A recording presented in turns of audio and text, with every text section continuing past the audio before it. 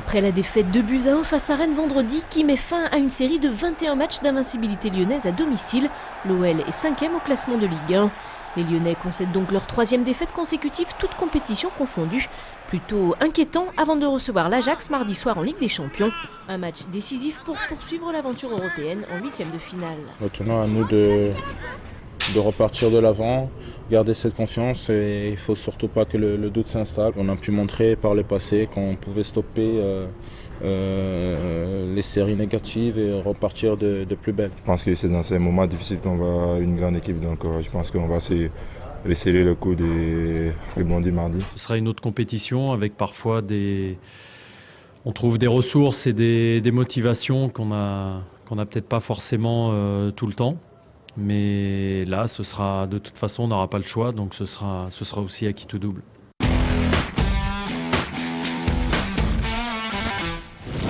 L'Asvel enchaîne et surtout elle enchaîne bien en s'imposant de belle manière face à Cholet 86-63 vendredi soir pour le compte de la 7e journée de Pro A. Les Verts font oublier leurs 2 revers consécutifs à domicile en championnat. Mieux, ils semblent enfin avoir trouvé leur rythme de croisière avec à la barre leurs 2 stars, Turiaf et Parker, auteurs respectivement de 15 et 20 points.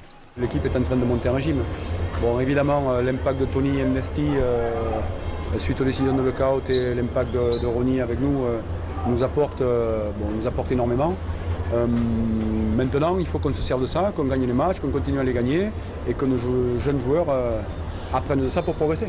En parlant des jeunes justement, Pierre Vincent a profité de ce match pour lancer dans le grand bain lors du dernier quart-temps. Livio Jean-Charles, tout juste 18 ans, est considéré comme l'un des plus grands espoirs du basket français. Avec 4 points, 2 rebonds et un contre en 8 minutes, le Guyanais a fait une entrée plutôt remarquée. Les 30 premières secondes ont été difficiles, j'étais stressé beaucoup, mais après, une fois que ça s'est mis en route, franchement le stress est parti et je me suis plus concentré sur les jeux et les systèmes, donc ça allait.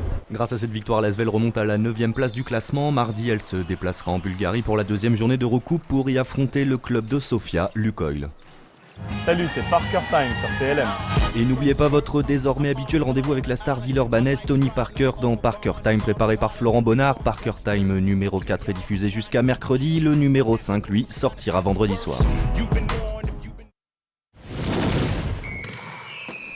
Un spectacle pyrotechnique, 7615 têtes de loup pour accueillir les joueurs et des supporters unanimes. C'est grand, c'est beau, c'est tout fait à neuf. C'est un grand moment pour nous, stade magnifique, ambiance magnifique. C'est un stade gigantesque, magnifique, qui va être bien chaleureux, où il y aura des vrais supporters. La fête aurait pu être parfaite samedi soir pour le premier match du Loup dans sa nouvelle enceinte du Matmut Stadium. Mais sur le terrain, les Lyonnais ne sont pas parvenus à l'emporter face à Toulon et son armada de stars lors de cette 2e journée de challenge européen. Lyon décroche le point de bonus défensif et remonte à la 3e place de la poule 2. Un 2e revers dans cette compétition tout de même encourageant pour la suite. On tire toujours plus d'enseignements des défaites que des victoires, donc voilà, il y a du positif sur cette défaite, mais c'est dommage pour tous les gens qui étaient venus au stade. On avait à cœur de faire autre chose que de perdre et voilà quoi. Bon, maintenant on va rentrer vraiment dans le dur puisque le championnat va reprendre, c'est vraiment l'objectif majeur qui est de se maintenir. Avec 2 matchs en retard, les Lyonnais sont 13e au classement de top 14 avant une semaine à 3 matchs. Le Loup se déplacera à Bayonne samedi avant de recevoir successivement au Matmut Stadium, Montpellier et Perpignan.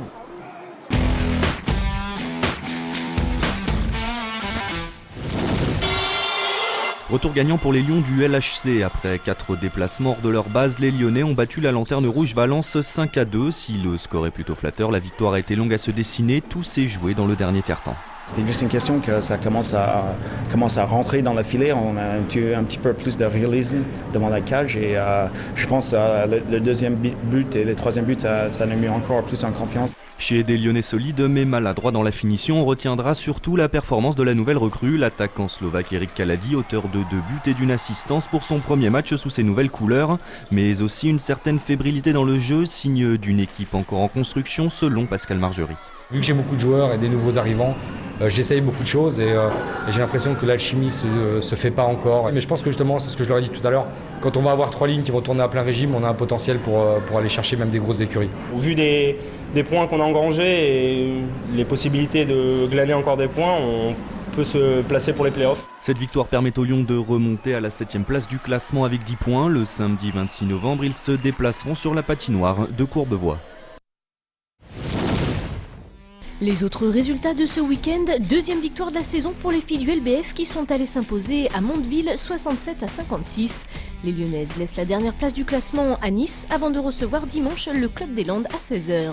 En rugby, Bourgoin a remis son calendrier à jour en se déplaçant à Aix-en-Provence en match en retard de la 9e journée.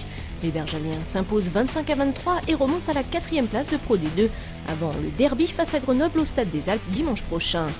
Enfin, la Croix a signé ce samedi sa 5e victoire en autant de rencontres face à Romans 28-14. Mais c'est un autre club invaincu que les Lyonnais iront défier dans 15 jours pour le choc au sommet face à Saint-Vulbas, le champion de France en titre.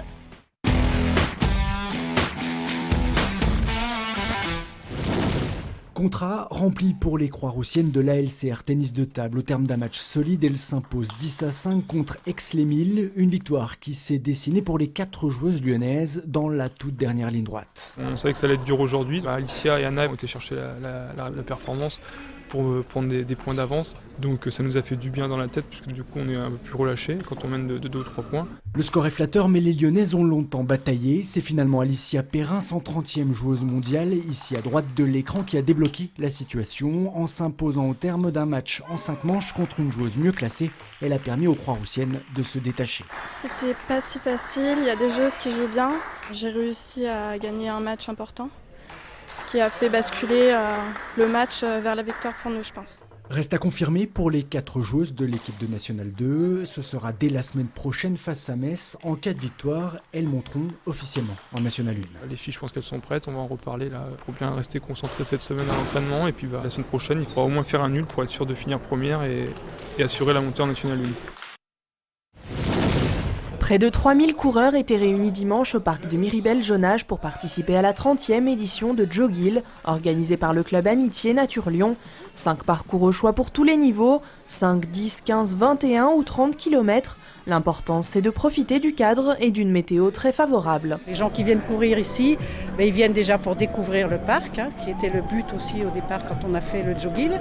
C'était une façon de faire découvrir aux Lyonnais la chance qu'ils avaient d'avoir ce parc juste aux portes de la ville.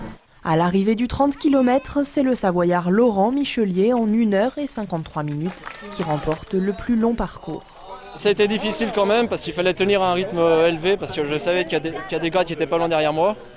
Mais voilà, je retiens beaucoup de plaisir de cette journée. Jogil, c'est un succès qui ne se dément pas depuis près de 30 ans. Et pourtant, il n'y a pas de primo vainqueur, juste quelques cadeaux souvenirs remis à tous les participants.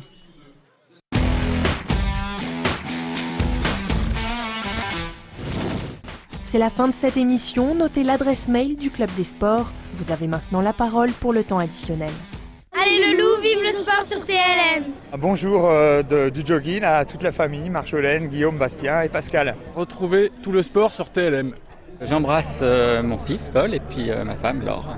Allez le LHC et vive le sport sur TLM. Nous transmettons le bonjour à toute la SCS Rieux-la-Pape, notre président Jean-Louis. Et n'oublions pas que le sport, c'est sur TLM. Bonjour à Caïs.